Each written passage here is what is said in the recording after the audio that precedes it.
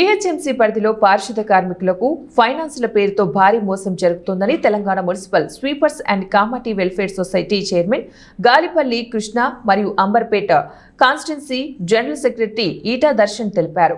తెలంగాణ రాష్ట్ర ముఖ్యమంత్రి రేవంత్ రెడ్డి పారిశుద్ధ కార్మికులకు 5 లక్షల మిత్తిలేని రుణాలు కేటాయించారని కోరారు.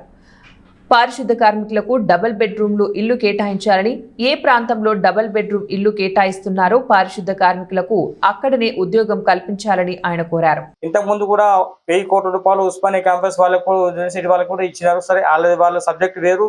ఇప్పుడు డ్వాక్రా మహిళలకు కూడా వాళ్ళకు కూడా ఎన్నో కోట్లు కేటాయించారు. వాళ్ళకు కూడా సమానంగా ప్రైవేట్ గవర్నమెంట్ ఎంప్లాయ్తో సమానంగా పనిచేయాలని, మగవాళ్ళతో పాటు సమానంగా పనిచేయాలని చూసి వాళ్ళకు కూడా ఎంకరేజ్ చేశారు.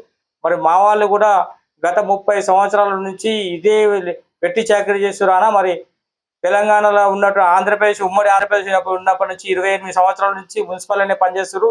వాళ్ళ దీన స్థితి మొత్తం తెల్లారు లేస్తే వాళ్ళు అదే దుర్భర స్థితిలో చెత్తలనే పనిచేసుకొని అది చేస్తున్నారు. కాబట్టి వాళ్ళకి ఇప్పటిదాకా వాళ్ళు ఆదుకునే నాదులు లేదు, వాళ్ళకి డిఏ లేవు, ఏం లేవు, చేసే పని లేకపోతే కూలీ లేక 30 సంవత్సరాలు ఏడు కూడా చూసినా రాజ్యాంగంలో ఆర్టికల్ 46 ఆర్టికల్ 46 ప్రకారం కూడా ఎవరు పనిచేసినా 6 నెలలు కంటిన్యూ పనిచేస్తే వాళ్ళకు తీసే హక్కు లేదు.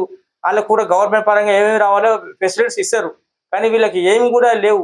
ఓ సంస్థ ద్వారా చేస్తున్నారు. గతంలో ఒకసారి రామ్కి సంస్థ అని, ఇంకో సంస్థ అని, సంస్థలు మారుతున్నాయి. సంస్థలు వేల కోట్ల రూపాయలు తీసుకుంటున్నారు. మా వాళ్ళ బతుకులు మాత్రం గాడినే ఉన్నాయి. ఎక్కడ వేసిన కూడా అక్కడే అని చెప్పేసి ప్రభుత్వంలో మారినా మా తలరాత్రులు మారలేదు, మా దళిత తలరాత్రులు మారలేదు. కాబట్టి గతంలో బీఆర్ఎస్ ప్రభుత్వం ఉన్నప్పుడు వీళ్ళకు జీతాలు కూడా పెంచారు. కానీ ఈ కాంగ్రెస్ గవర్నమెంట్ వచ్చిన తర్వాత ఎందుకు మన జీతాలు పెంచారు? దానిపైన మీరు ఎందుకు అడగలేదు? లేదు. ఇప్పుడు అన్నగారు గతంలో టీఆర్ఎస్ ప్రభుత్వం నుంచి జీతం పెంచిన అనేది మాట ఉట్టి మాట. అది జీతం పెంచింది స్వర్గీయ రాజశేఖర రెడ్డి గారి గవర్నమెంట్, అది కాంగ్రెస్ గవర్నమెంట్ జీతం పెంచినారు. వీళ్ళకు లేబర్ కార్మిక చట్టం వర్తింపజేయాలని చెప్పి కూడా గతంలో మాజీ ప్రధాని మన్మోహన్ సింగ్ ఉన్నప్పుడు ఆయన బతుకున్న కాలంలో ఆయనే చేశారు. ఇవాళ దినం కార్మికుల యొక్క కష్టాలు, స్థితిగతులు తెలుసుకొని చేయడం అనేది అది కాంగ్రెస్ పార్టీ టీఆర్ఎస్ చేసిందంటే ఒక్కసారి మేడే టైంలో ఒక 1000 రూపాయలు పెంచినారు. అందులో కూడా అదే 2000 పెంచినా 1000 వచ్చింది. వాళ్ళకు 2000 పెంచినారు. దాంట్లో కూడా కమిషన్లు తీసుకున్నారు. వాళ్ళు ప్రతి కాడ వాళ్ళ పనిలే కమిషన్. మీరు ఆల్రెడీ లేబరే కాదు, వాళ్ళకు స్థితిగతులు ఉన్న వాళ్ళు, గరీబులు, వాళ్ళు ఎస్సీలు, వాళ్ళు బీసీల దగ్గర రానియకుండా వాళ్ళు 2000 పెంచినా పెంచింది 1000 రూపాయలు వచ్చినాయి. అది కూడా ఇది ప్రభుత్వం పోయి దాదాపు ఎన్ని అయింది?